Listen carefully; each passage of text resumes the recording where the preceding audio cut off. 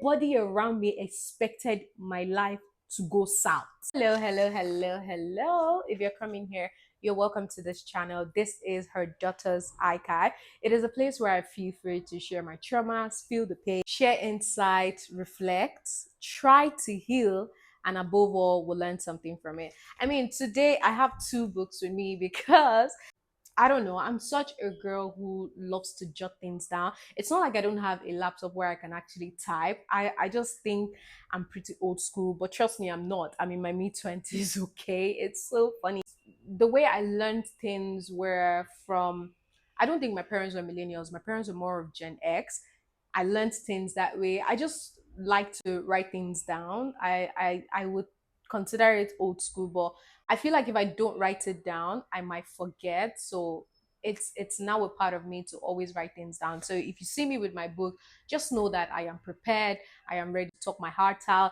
I'm just ready to chat basically. And I hope I'm looking really pretty today because I have been in the, it has just been a whole lot. I'm not even gonna lie to you. I have been, I won't say thinking, but I have been reflecting a lot. And it just made me realize how blessed and grateful I am for where I find myself today. If you know me, you know that I always clock in. I always clock in. There's this thing about me. I always like to show up to my timing, to show up to my shoot. I don't have excuse. I don't, even though I don't feel good, I want to show up. That is a commitment I have made with myself, that I show up. I just think about the long term goal. I think about the goals. I think about the result of my hard work. And that is what keeps me going. Today, I'm going to be talking about a very important topic, which is responsibilities of a doctor. If you're a first daughter, welcome. Please sit down. Let's talk about this. Okay. When I was 16, so at the peak of my teenage years was when I lost my mom. I mean, I was already even giving her some teenage drama and teenage wahala and everything. And I think she was so scared that I would go rogue. My mom has always been scared I would go rogue. And for some reason, because I knew how much she struggled being a single mom and also a widow at the time, I just knew that was not going to be my reality. Like I knew I was definitely going to have my life put together, but I just wanted to be a teenager. I wanted to go out. I wanted to just hang out with my friends for some reason. And then she passed. And I think after my mom passed, I remember when a neighbor of mine said, "Ah, Maris, your mom is late now. This is your time to do whatever you want to do." And that word hit me in my head. I'm like, "What do you mean by that?" And I'm like, you know what? That low expectation you had on me, I'm definitely going to do better. And I think, as a matter of fact, I put that pressure on myself to be better. So, most times when I think about it, I think the last time when I talk about the last video I made, if you've not watched that, please go check it out. I was talking about peer pressure and I talked about how much pressure is being put out there. And I want you to see peer pressure as an advantage. Take whatever is out there, take the pressure you see every day on social media, check the pressure you get from people as an advantage. And I'm not saying the toxic one, don't take the toxic one, take those ones that can actually shape your life. And I remember when that man made that comment, I beat my chest and I said, I was never going to end up the way you expect me to end up. I was never going to end up that way. And guess what? I didn't end up that way. The man will be seeing me right now on social media and never believes. I tell you, there was this man that lived in my compound. I was telling, like, I had a neighbor that was wishing that her dad was late. The father, who she wished was late, saw me on social media one time and he just kept saying, "Wow, Maris, so why don't you just listen and save us all the embarrassment and the mess up and the long talk?" Do you get what I'm trying to say? But never. You see that thing you tell them don't do. Oh my God, that is when they want to do it so much.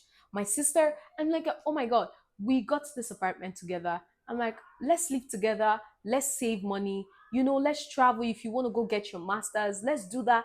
My sister woke up one day and told me she wanted to move out. I'm like,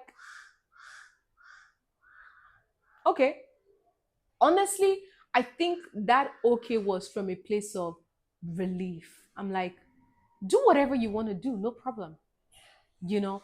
And I feel this because I also have a friend who is an older sister, and I don't know why. I can't be friends with people who are younger siblings. I just can't. I'm sorry. Because when I start to vent, majority of my female friends are older daughters. When I start to vent, I feel seen. I feel like I feel like someone can relate to what I'm saying. I cannot be friends with a younger child, a younger daughter, because you don't feel my pain. You don't understand where I'm coming from. All my friends, and my friends were telling me like how one of my friends was telling me how her younger sister is eating so much and getting fat and getting big. And she's telling her, don't eat like this. Stop getting fat. Like me, I used to be big like you, but right now I'm checking my weight. I'm trying to eat healthy. Why don't you? The sibling said, the sister said, please leave me alone. And she's angry because she's telling her sister, this is not the right way to go.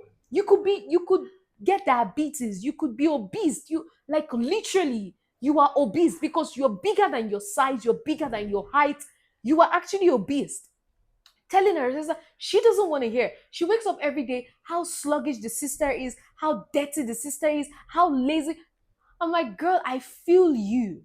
Or do I talk about my other friend who was talk about like, oh, her sister likes to go out, and whenever the sister goes out, she on the other hand, she respects the rules, the father rules, the house rules, an ungodly hour, and then comes back late and all that. She respects, but the sister never does that. And whenever she, because they're not in a country, whenever she goes out, the father will see the post the sister made and ask her, why is your sister out? Why don't you ask my sister? Why is she out? Why don't you have a number? Why don't you talk to her? Why are you talking to me? Why are you putting that responsibility on me? Because I am the oldest child. Why do I have to be responsible for an adult? This is somebody who is past 20 years. Why do I have to be responsible for someone that is old enough to know right and wrong? And guess what? Her father will say, but you're the eldest child. Why? It why does it come with so much pressure? Right now, my aunties are telling me, oh, Marish, you're the oldest one. I have been the oldest one for years. For years. I have been taking care of my sister. I've been living a life. Why do you think one of the many reasons I am not pregnant today? Why do you think one of the many reasons I am not a prostitute today is because I have people who are looking up to me?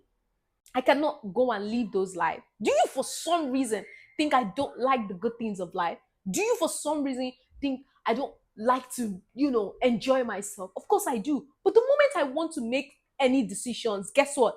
I am thinking about my siblings. I'm thinking about my family. I'm thinking, oh my God, like everything I've worked so hard for, everything my siblings are looking up to me, is it just going to go down the drain just because I am making this decision?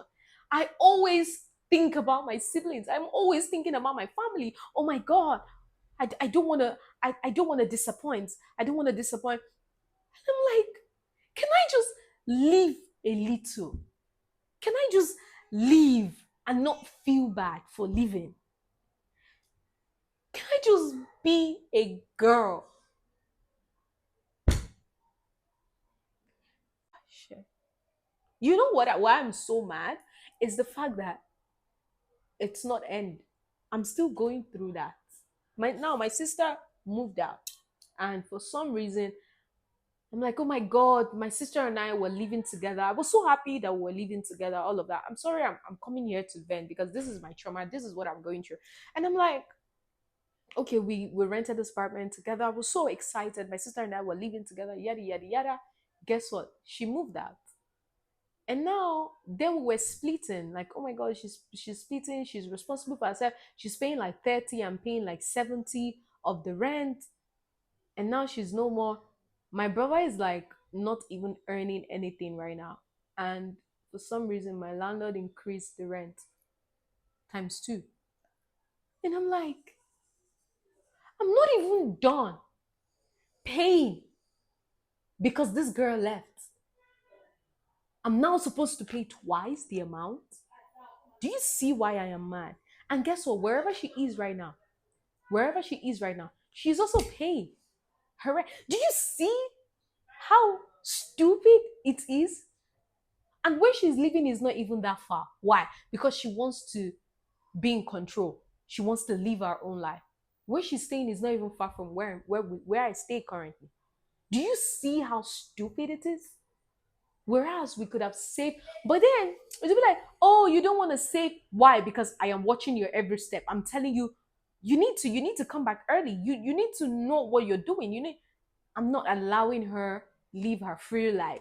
Do you think I am living my free life right now? No, no, no. I'm asking you, do you think for some reason I'm living a free life? Do you know that whenever I go out, I always make sure I come back on time? Why? Because I don't want my siblings to start thinking, oh, I can go out and come back whenever time I or whatever time I want. So that they also feel like they can go out and come back. See, I'm currently even staying alone because my brother doesn't even come home till like weekend. So during the week, could you believe that most times I look at myself, most times I look at myself, I'm like, I'm free. I can as well go out. No, I still go out and come back. I don't even think of going out and staying. No, because I love my peace so much. For some reason, they've made me a homebody. Why? Because I'm an elder child. I was saying that every decision I make, because I am the eldest child, is tied around the people close to me. I I was saying the other day, I don't know what I was actually saying, and I was saying, oh, I wanted to do something. And immediately I just thought about something. And I said to myself, oh my God, if my brother sees me or my sister sees me, like, how would this look on me?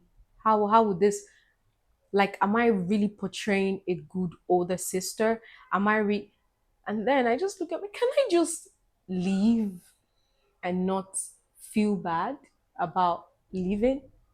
Can I just leave? And you know the funny thing, a lot of us to this very day, I think one of the major things that holds us back and pushes us to our limit, like I won't even lie to you, one of the things that holds us back this very day is the fact that many of us are not doing the things we want to do because we're scared of the people who we look up to or our parents. We're scared of the reaction we will get from the people who brought us to this life, of the people who are looking up to us, looking up to you, example, your cousins, your brother, your sisters, your nieces, your nephew. Like you think about those people so much that you start asking yourself, damn, I don't think I can do this. There are a lot of risks I could have. To an extent, I mean, to an extent, it saves you from uncalculated risks. But I feel like if I had taken those risks, I could have, But then again, I think social media was one of the biggest risks I ever do. Content creation, rather, was one of the biggest risks I had to take. If you ever listen to my story, please go check out my old videos. Please, if you've never, you would understand me better because I can't keep explaining. One of the main reasons I went into social media was because I wanted it so bad and I wanted to be free. I didn't want to keep being in the corporate world because the level of exposure I wanted, the level of money I wanted, my educational background could not get me there. But what could get me there? Social media could get me there. The places I wanted to travel to, the things I wanted, it was only social media that actually could take me there. Social media, it was a gamble. It was either I go hungry for like 1 year, I struggle for 1 year, or keep doing the job and doing content creation on the side.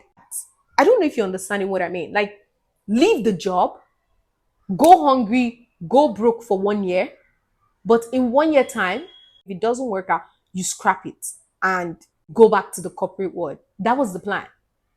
Or do the corporate and still do the content creation. But guess what? It will take me longer. I tried it. I tried doing corporate and I tried going to work. And you know one thing about the Nigerian corporate system, they want your time. They want you to keep pouring in them, pouring in their business, pouring, pouring, pouring, pouring, and drain you. I'm telling you, see, I have been working in an industry for more than 5 years. I will tell you. I started working at 17. No, after high school, I started working. And I worked in one of the cool places. After school, I was working, I was schooling, I was still like, I have juggled work and school at the same time. But I just felt content creation was not something I could juggle. I could not be at my 9 to 5 and still shooting this at this time. I could not be at my 9 to 5 and be going to corporate events and be going to events, okay, pop ups and everything. I can't do that.